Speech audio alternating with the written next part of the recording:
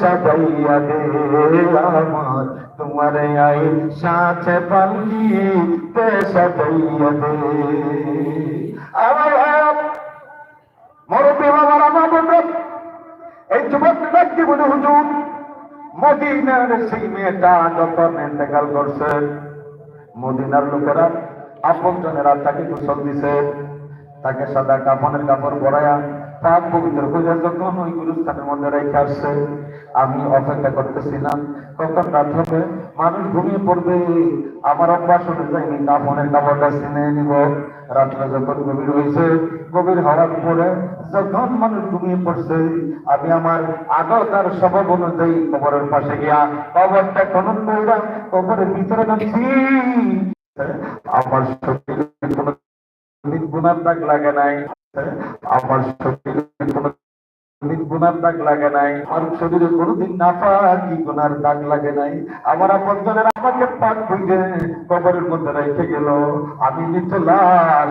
তোমার আমার সাথে সিনা করে আমার শরীরকে তুই নাপাক করে দিস, তোর কি ভয় নাই? তুই কি আল্লাহ দরবারে তুই হাজির হইবে? পরে আমার কলিজার কোন ভুলে গেছে, আমি কি করলাম, আমি কি অন্যায় করলাম, আমি কি অপরাধ করলাম হুজুর?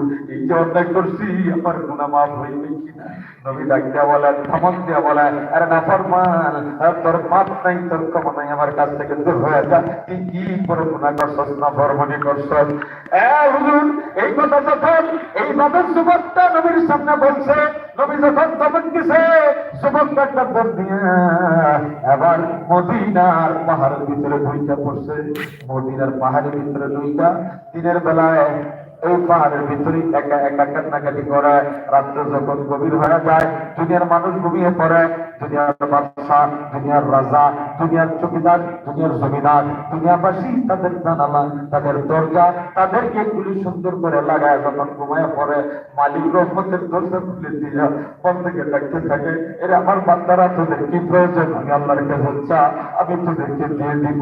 তুই অসুস্থ, তুই আমি আল্লাহর কাছে সুস্থতা কামনা কর, আমি তোরে সুস্থ বানায় দিব। এরে যুবক, তোর চাকরি হয় না, আমি মালিকের দরবারে চাস না, আমি তোর চাকরির ব্যবস্থা করে দিব। বান্দা, তোর জীবনের সুখ শান্তির অভাব, আমি আল্লাহর কাছে চাস না, আমি আল্লাহর সুখ শান্তির ব্যবস্থা করে দেব।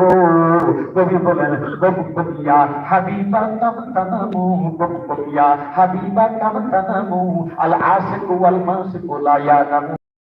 চাইতে পারিস না, তুই তো চাইতে পারিস।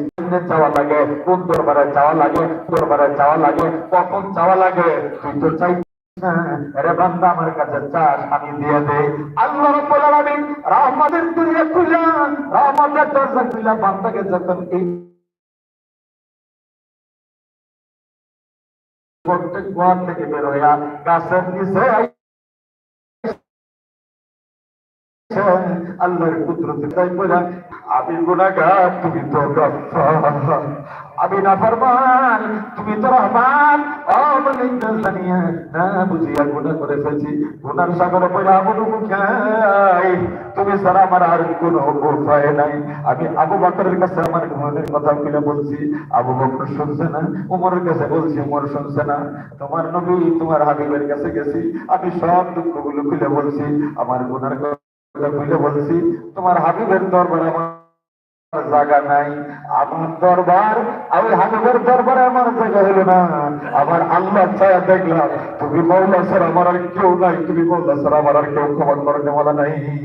আমার আল্লাহ বলেন, قل يا عبادي الذين أسرفوا على أنفسهم لا تقنطوا من رحمة الله إن الله يغفر الذنوب جميعا إنه هو الغفور الرحيم।